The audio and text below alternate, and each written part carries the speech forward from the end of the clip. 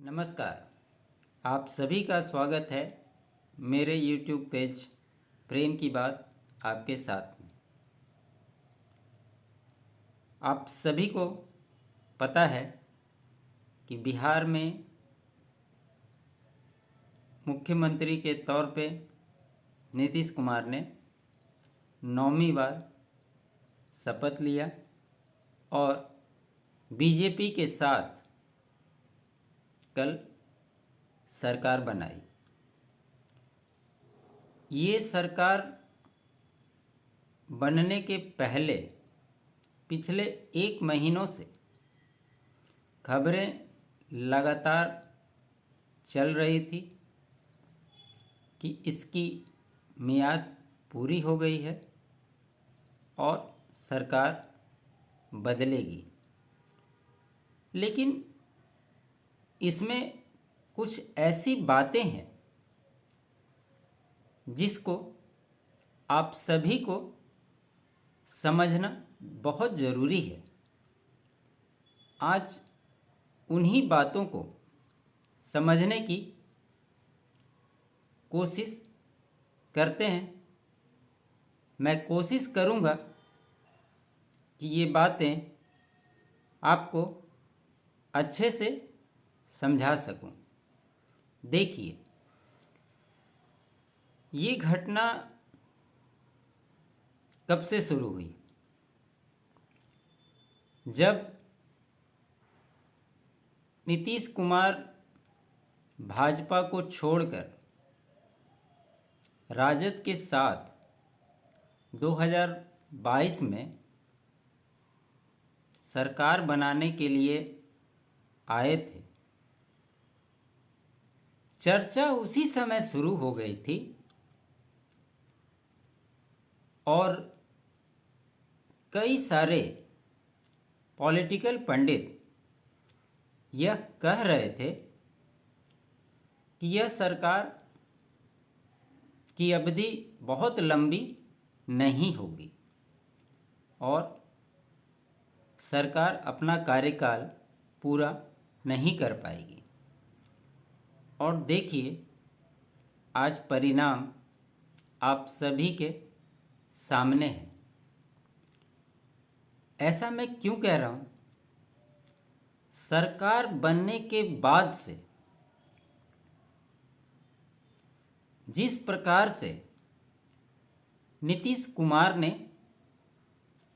महागठबंधन की सरकार में रहते हुए डोमिनेट किया, जिस प्रकार से एक छत्र राज चलाया, आपने कभी नहीं देखा होगा कि यह अलायंस की सरकार चल रही हो, किसी 2 पार्टियों की सरकार चल रही हो। हमेशा यही लगा कि ये all in one man army वाली कहावत जो होती है ना, वो वाली चीज़ें हमेशा देखने मिली। राजद कोटे के मंत्रियों की बात की जाए, कभी भी आपने उस सरकार में ये देखा कि कोई मंत्री अपनी इच्छा से कोई फैसला ले और नीतीश कुमार उस फैसले को सहज स्वीकार किया हो? ऐसी स्थिति आपने पूरे 16-17 महीने जो सरकार चली, इसमें आपने कहीं नहीं देखा होगा। ये क्या साबित करता था? जिस प्रकार से तेजस्वी यादव किसी भी कार्यक्रम में नीतीश कुमार के साथ या उनके पीछे खड़े रहते थे, उनके कई मंत्रियों के अनर्गल बयान आने के बावजूद जदयू के लोगों की जो प्रतिक्रियाएं होती थी, उसके बावजूद भी उनका एक शब्द नहीं बोलना, भरे मंच से 2005 के पहले किस प्रकार का शासनकाल था, लगातार उसकी याद दिलाना, उस पे तेजस्वी यादव का रिएक्ट नहीं करना, ये क्या दिखाता है कि ये सरकार जो चल रही थी ये मजबूती की सरकार नहीं थी, मजबूरी की सरकार थी। क्योंकि कोई भी दल जो बिहार की सबसे बड़ी पार्टी के रूप में राजद है और उसके नेतृत्वकर्ता तेजस्वी यादव थे। अब सोचिए, कोई टीम का कप्तान ही स्लो हो जाएगा तो पूरी टीम का परफॉर्मेंस कैसा होगा। और महागठबंधन की सरकार में यही देखने को मिला। बहुत सारे कार्यों का शुभारंभ भी हुआ, जिस प्रकार से टीचर की बहाली निकाली गई, अन्य विभागों में भी नौकरी सृजित करने की व्यवस्था हो रही थी। वहाँ देखकर ऐसा लगा कि सरकार कुछ अच्छा करने का प्रयास कर रही है, कुछ अच्छा कर रही है। तेजस्वी यादव के अपने एजेंडे में था कि जब वो सरकार में आएंगे तो 10 लाख नौकरियां देंगे, लेकिन वो अपने से तो सरकार में नहीं आए, लेकिन नीतीश कुमार के साथ गठबंधन में ही सही, जब वो सरकार में शामिल हुए, उन्होंने एक प्रयास शुरू किया। आज देखिए, जब सरकार बदल गई तो राजद और जदयू के वही नेता, और खुद अगर आप नीतीश कुमार की कार्यशैली को देखें, वही उनका स्टेटमेंट को अगर आप याद करें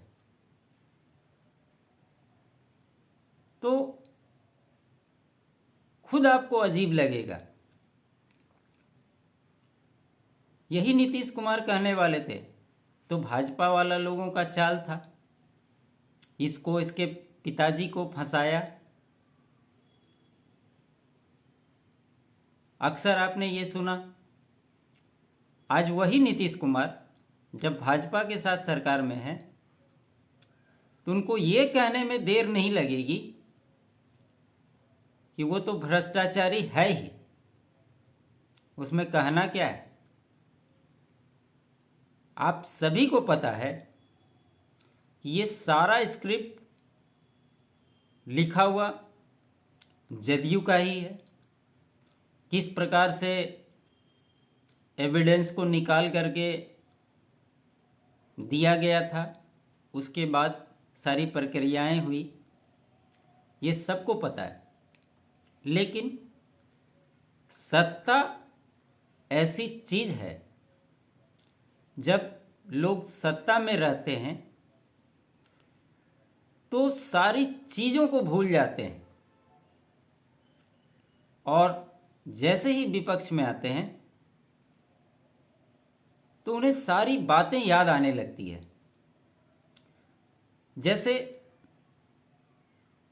आप घर में रहते हैं, कभी कोई अपने रैक पे घर में बहुत सारे सामानों को जब आप फुर्सत में होते हैं उन्हें आप छांटते हैं ना, तो आप उसमें देखते हैं कि कौन सी काम की चीज़ें हैं, कौन सी बेकाम की चीज़ें हैं, इसको हटा देते हैं, ये काम का नहीं है, इसको बेच देते हैं। जनरली हम लोग दीपावली में घर की साफ सफाई करते हैं तो हम लोग चीज़ों को देखते हैं, कौन सा मेरे काम का है, कौन सा बिना काम का है, इसको हटा देते हैं, घर साफ हो जाएगा। और उसमें कुछ ऐसे भी चीज़ होते हैं जो भविष्य में काम आ सकता है उसको हम अलग रख देते हैं ताकि वो बाद में हम यूज़ कर सकें। अभी की परिस्थिति और राजनेताओं की पॉलिटिक्स इसी प्रकार की हो गई है कि वो सफाई करके जो वो सामान निकालते हैं कि ये बाद में यूज हो सकता है, जब वो सत्ता विमुख होकर विपक्ष में आते हैं वही चीज़ इस्तेमाल में फिर उनके आने लगती है, और सत्ता में जब रहते हैं वो साइड रखा जाता है कि ये बाद में काम आएगा। वही स्थिति बनी।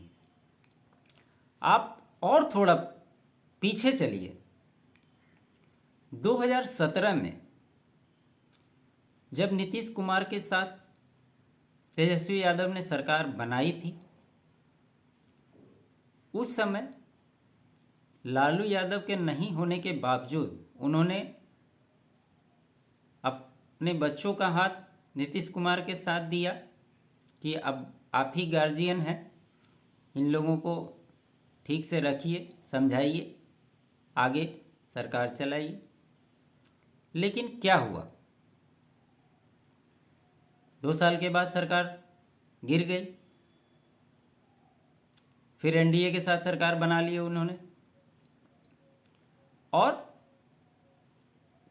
2022 में फिर से वो पलट गए और तेजस्वी यादव के साथ उन्होंने फिर से सरकार बनाई। देखिए, इसमें 2 बातें होती हैं। एक तो जिस प्रकार से जब 22 में सरकार बना रहे थे उस समय तेजस्वी यादव को अन्य चीज़ों से उतनी प्रॉब्लम नहीं होनी चाहिए थी जितना कि सीएम कुर्सी को लेकर के डोमिनेट करना चाहिए था। उन्हें स्पष्ट तौर पे सीएम की कुर्सी मांगनी चाहिए थी, उस पे राजद को कहीं भी समझौता नहीं करना चाहिए था,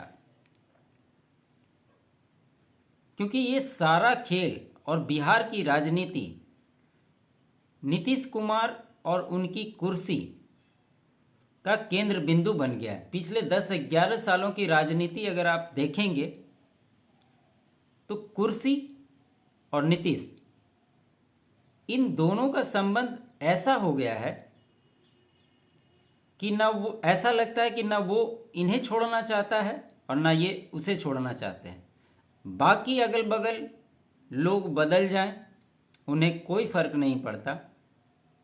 ये कहीं ना कहीं, चाहे वो राजद हो चाहे वो भाजपा हो, इन दोनों के लिए हानिकारक है। क्योंकि शुरू से अगर आप देखेंगे तो राजनीति के केंद्र बिंदु बिहार में नीतीश कुमार ही रहे हैं, और आज भी जिस प्रकार से वो राजनीति कर रहे हैं उसके केंद्र बिंदु में कौन रहा? नीतीश कुमार ही रहे। नीतीश कुमार ने गठबंधन तोड़ा। महागठबंधन में कांग्रेस, वाम दल, राजद सब तो जैसे हैं वैसे है ही। एनडीए की जो पार्टियां एनडीए के साथ है वो तो उसमें है ही। बदला कौन? नीतीश। पाला तो उन्होंने बदला, इधर से उठकर उधर चले गए। और ये पहले से स्क्रिप्टेड था कि उन्हें सरकार को गिराना था। आपने कल तेजस्वी यादव का बयान भी सुना। उन्होंने स्पष्ट तौर पे कहा कि खेला होना तो अभी बाकी है। इसका तात्पर्य क्या निकलता है? और एक अच्छी बात उन्होंने की कि हमने सरकार को नहीं गिराया, सरकार उन्होंने गिराया। और जिस प्रकार से उन्होंने संयमित बयान दिया। देखकर हर किसी को अच्छा लगा होगा, लेकिन अभी भी बहुत सारे सवाल हैं जिसके जवाब मिलने बाकी हैं। सरकार तो बदल गई, लेकिन बहुत सारे पेंच अभी इसमें भी लगे हुए हैं। नीतीश कुमार चाहते थे कि उप मुख्यमंत्री भी उनके चॉइस का होना चाहिए, लेकिन भाजपा नहीं मानी। बैठाया किसको गया? विजय सिन्हा और सम्राट चौधरी, दो ऐसे नेता जो कोई ऐसा पल नहीं रहा हो जो नीतीश कुमार को क्रिटिसाइज नहीं करते हों। ऐसा एक दिन नहीं जाता हो या ऐसा कोई मौका नहीं होता हो जो ये दोनों नेता नीतीश कुमार को क्रिटिसाइज करने का कोई मौका छोड़ते होंगे। और आज देखिए,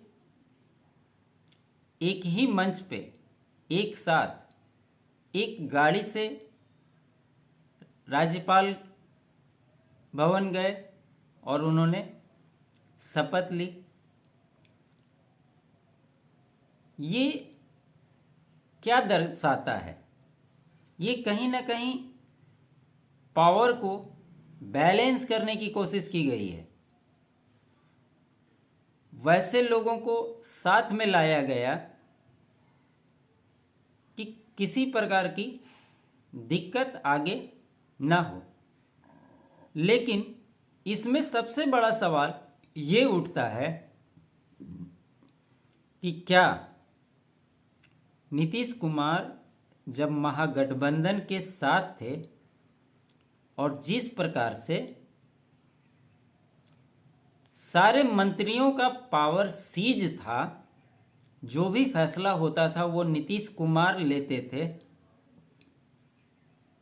क्या सम्राट चौधरी, विजय सिन्हा और आने वाले समय में जो मंत्रिमंडल का विस्तार होगा उसमें जो नेता आएंगे, क्या वही रुख देखने को मिलेगा?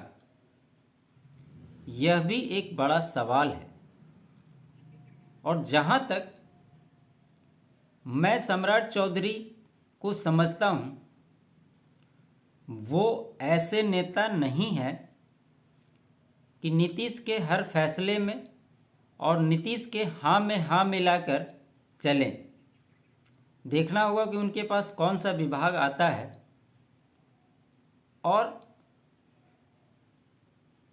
भाजपा के मंत्रियों के विभागों में नीतीश कुमार का कितना इंटरफेरेंस होता है, ये भी देखना होगा। कुछ चीज़ें जो पिछले सरकारों में चली, आपने देखा होगा, शिक्षा विभाग को लेकर और के पाठक को लेकर लगातार विवाद चल रहा था। आप ये मान के चलिए कि इस सरकार में शिक्षा विभाग जदयू कोटे में ही रहेगा और उन्हीं के पंच रत्न में से कोई एक उस विभाग को संभालेगा, ताकि जो डैमेज कंट्रोल जिस जिस विभागों में हुई थी उसको क्रिटिसाइज करने का मौका विपक्ष में अभी तेजस्वी यादव आ गए, उन्हें न मिले, कोई सवाल नहीं उठा सके। लेकिन जिस प्रकार से एनडीए के सहयोगी, चाहे वो चिराग पासवान ने जिस तरह से कल बयान दिया कि नीतीश कुमार के नीतियों के विरोध करते रहे हैं, और अपने विज़न को भी उन्होंने स्पष्ट किया कि इस सरकार से अपने विज़न के अनुसार काम करवाने की कोशिश करेंगे, और अगर नहीं हुआ तो हम जैसे क्रिटिसाइज करते थे वो हम करेंगे। उपेंद्र कुशवाहा की बात कर लें, उन्होंने भी एक बयान दिया था कि आ तो रहे हैं, स्वागत है। जीतन राम मांझी को आप देख लीजिए, उन्होंने स्पष्ट तौर पे कहा आ तो रहे हैं लेकिन टिक कर रहे हैं तो ज़्यादा अच्छा होगा। और कल शपथ लेने के बाद नीतीश कुमार के भी बाइट को देख लीजिए कि हम अब कहीं नहीं जाएंगे। लेकिन नेताओं का कहना और करना हम सभी को पता है कि वो कहते क्या हैं और करते क्या हैं। इसमें देखने वाली बात ये होगी कि 5 तारीख से जो विधानमंडल का सत्र शुरू होने जा रहा है, आप ये मान के चलिए कि ये बहुत हंगामेदार होने वाला है। पिछले शासनकाल में भी राजद ने जिस प्रकार विधानसभा से सड़कों तक हंगामा किया था, वो भी आप सभी को याद है। तो उम्मीद करते हैं कि ये देखना दिलचस्प होगा कि ये जो विधानमंडल का सत्र शुरू हो रहा है ये कैसा रहेगा। कल से ही जिस प्रकार से आरोप प्रत्यारोप लगने चालू हो गए हैं, ये क्या गुल खिलाएंगे ये भी देखना दिलचस्प होगा।